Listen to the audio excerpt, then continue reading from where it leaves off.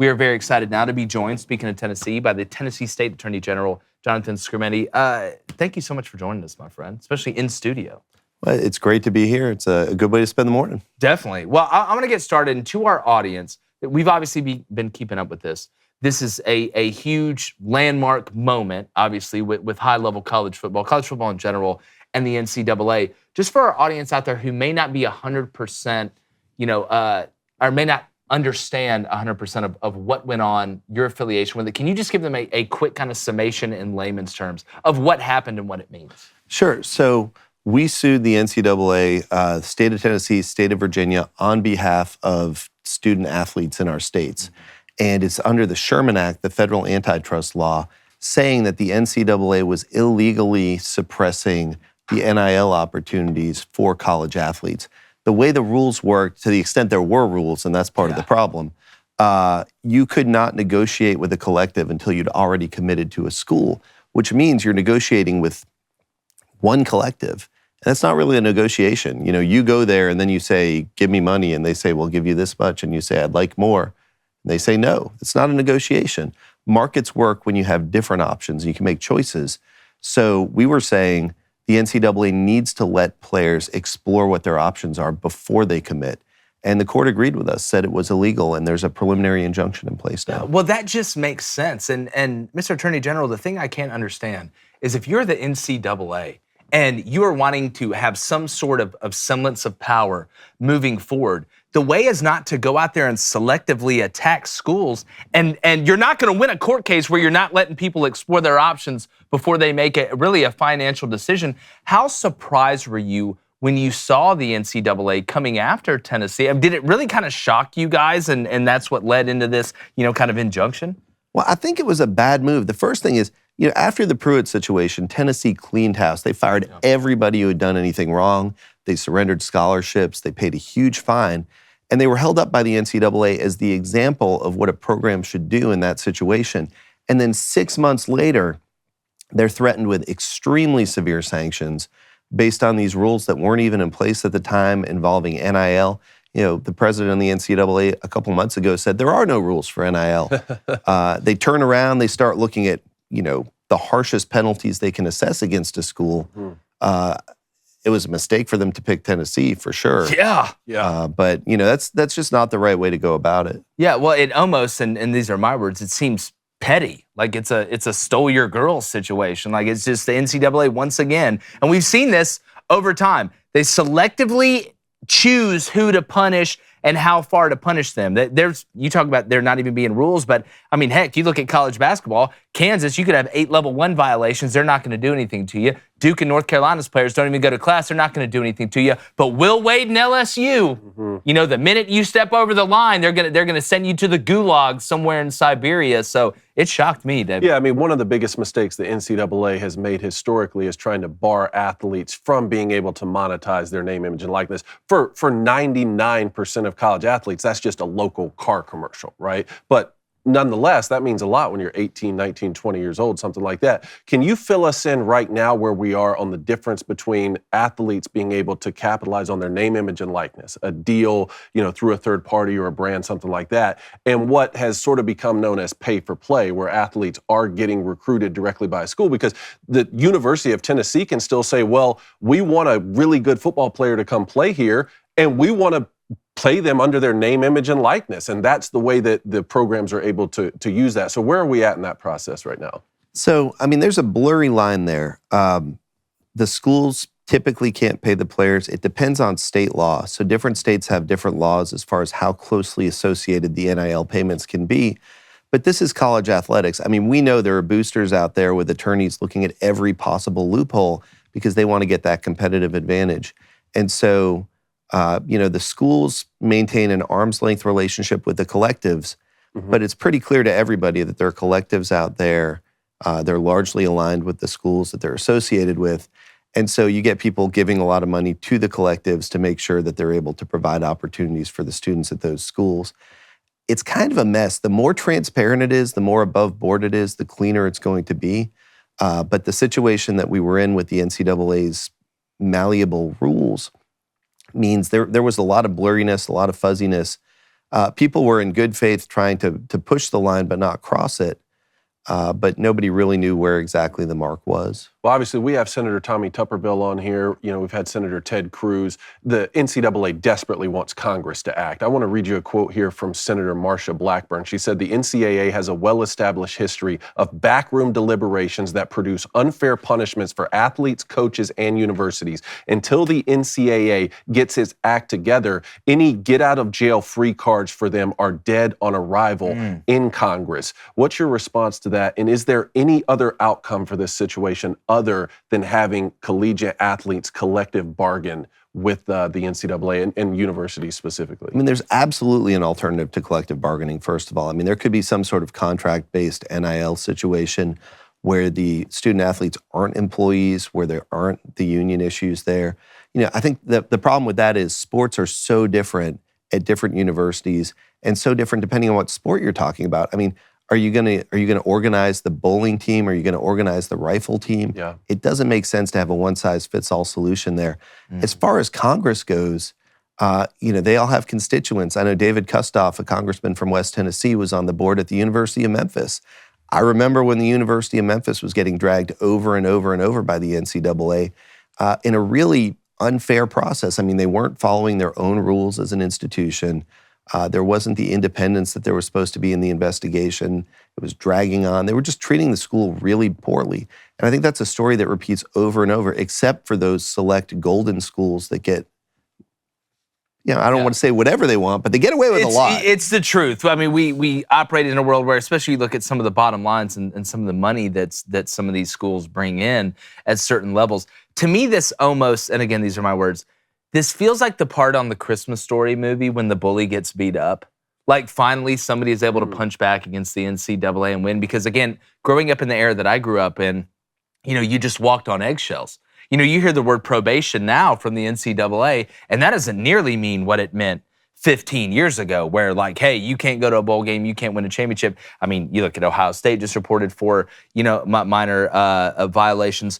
But moving forward, is the NCAA, would you say, the way it is looking right now with the success, and you guys have been, honestly, kind of the Paul Revere of this thing, starting it off, do you feel like the NCAA, from a college football standpoint, that they're just going to be powerless moving forward? Like, we might as well just go ahead and split this bad boy off. I mean, I don't want to predict what the future is going to look like, but I do see this as the start of some big change, whether it's the NCAA reforming, whether it's Congress stepping in, whether it's the conferences stepping up. I mean, there are a bunch of different ways it could go, but what we had was busted. It wasn't working. It wasn't fair to the college athletes. You can't have college sports without the athletes. For sure. They deserve a fair deal. And people realize that. The more money that goes in, the more ridiculous it was that people didn't have an opportunity to go out, get endorsement contracts, use the opportunities they had to perform for the school to benefit themselves. So, the future is going to be brighter. I just don't know exactly what it's going to look like yet. Yeah, that's what we're all waiting on. All right, we're going to keep the chat here, but first, I got a speeding ticket about 3 weeks ago. You had to know it was. Yeah, we're going to go to AZ. She wants to know, what is the next step now that the preliminary injunction is in place? So they could appeal. We'll go up to the Court of Appeals if they do that. They could decide not to appeal, and we'll just litigate the case, get to a final judgment, see where it goes from there. Or they could come talk. And, there's always the possibility for some sort of negotiated temporary situation. It happened in the transfer portal case where they came in, they had a conversation, figured out a way forward that took care of the concerns and created a little more clarity for them. If they want to do that, if they want to talk, I think Jason Miyares and Virginia and I are both open to talking. But if they don't, we'll keep fighting. It's going pretty well so far. Yeah, you guys are definitely winning. I'm not a lawyer by any stretch of the imagination, but it feels like you guys are just running the ball down their throat right now. It's going well. All right, let's go to Eddie. He wants to know, do you see the future in NIL where the college players are agent-led? Is that the end of a slippery slope that the NCAA is saying they are guarding against? I mean, it could end up there, but you got to worry about guarding against. I mean, guarding against the players making money is the heart of the problem. There's students, especially the high schoolers being recruited, they're young, they're susceptible to manipulation, but that doesn't mean they shouldn't get anything. That means there have to be guardrails in place. That means there should be processes designed to protect their income rather than prevent their income. Yeah, well, I mean, to me, not giving somebody representation. The last time that happened, we put a bunch of tea in the Boston Harbor and decided to come over here and start our own deal. So again, anything that limits somebody's ability to, and look, there's shady agents out there, just like there's shady uncles out there that handles guys recruiting before we had quote unquote, NIL, to quote Jimbo Fisher, that y'all just started hearing about. So I would rather guys have representation. I would love if in the NIL era, if you had to take a finance class while you're in college to be able to get into it, even though I know that's something they're not going to be able to do. I agree with that. I love that idea, and there's all sorts of solutions have been put forward in terms of like tying NIL to completion of courses or completion of graduation and stuff like that. One question for you, since you represent the entire state and not just the University of Tennessee, NCAA President Charlie Baker made a statement that said, student athletes becoming employees will result in 95% of college sports being disbanded. So when we're thinking about other smaller schools around the state of Tennessee, does his claim hold merit? And if there is some sort of collective bargaining, how will that affect smaller sports at smaller schools? Well, I think that's a real concern. You look at Dartmouth, I'm not sure how much there is there for those players to benefit from collective bargaining. Some schools make a lot of money, most don't. Some teams make a lot of money, most don't. So I think it's a real worry to make players employees. It's a real worry to do collective bargaining. That's the benefit of NIL, is they can be student athletes. They can stay focused on being student athletes. They can still get paid to the extent the market will bear it. But you're not in a situation where the school has to worry about treating players differently. Yes. There are all sorts of potential legal implications. I think NIL, weird as it is to use that as the vehicle for paying student athletes, might be the cleanest way to do it. Yeah. So where's the SEC in all of this? Has the University of Tennessee had the support of the Southeastern Conference? I think it's hard to say exactly where anybody's at, because the NCAA is such a powerful entity and it's historically been so vengeful. I think a lot of people who had concerns didn't want to put their head up. Now, I know we've got the SEC involved in inter-conference conversations now, and, to the best of my knowledge, they've been, I don't know how supportive, but I don't think they've been actively hostile toward Tennessee. I think everybody's waiting to see how this plays out. Gotcha. Yeah. All right, we'll go to the chat one more time. And all right, let's go to Garvinet4837 for the AG. If Tennessee and Virginia are successful, does he think there will be a need for additional litigation against the NCAA on whatever the next issue is? Is there going to be a period where suing the NCAA is necessary until it ceases its arbitrary behavior? God. That's maybe I the can't believe question. The fact that, and listen, I'm not trying to knock you, Blaine. The fact that I agree. I'm with you. You just had like a Will Ferrell old school against James Carville blackout moment. I'm pretty impressed. The hope is that this lawsuit stops the arbitrary conduct and, snaps the organization into a more player-oriented posture. But it really depends on what the NCAA does. If they reform in a way that's effective and that takes care of the concerns and that doesn't violate federal law, then great. There doesn't need to be any more litigation.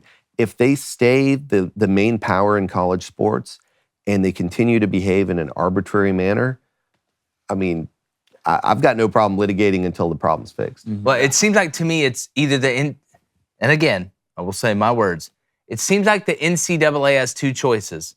Either you keep fighting this or you just take the L and cut your losses and, hey, let's figure out something that works.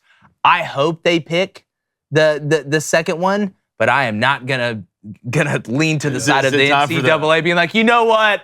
Now that I'm thinking about it, you guys are totally right. It was really the NCAA trying to sell you that timeshare. Yeah, it was really the NCAA trying to sell me that timeshare, but then I tried to sell it back to them. But Mr. Attorney General, thank you so much for joining us. I really appreciate this. I know you're a busy man.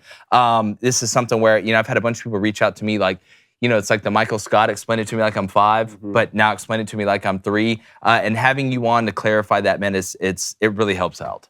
Well, I appreciate the opportunity. This is important stuff. For sure. Matters a lot to kids and to fans, so it's great to have the chance to come talk about it. Well, we appreciate you joining us. I'm going to shake your hand again. I'm sure Blaine does have that speeding ticket, to be honest with you. This was a real pleasure. Actually, we just brought you in here to take Blaine to jail. Appreciate you. Come in thank anytime. you guys so much. Appreciate it. Just come hang out. Yeah, look, love the it. door We is love it. always open. Jonathan Skrmetti, a good friend to have with great information. Hopefully that answered some of you guys' questions. We really appreciate him taking time out of his busy schedule doing the real important stuff. I mean, we're talking about Bronny James and all this other stuff. He's handling the real important stuff. So thanks to Mr. Skrmetti and our boy Tim for setting that up as well. Hey, YouTube, what's up? Thanks for stopping by. If you haven't hit the subscribe button, don't be lame your whole life. Grow up, figure it out. Thanks.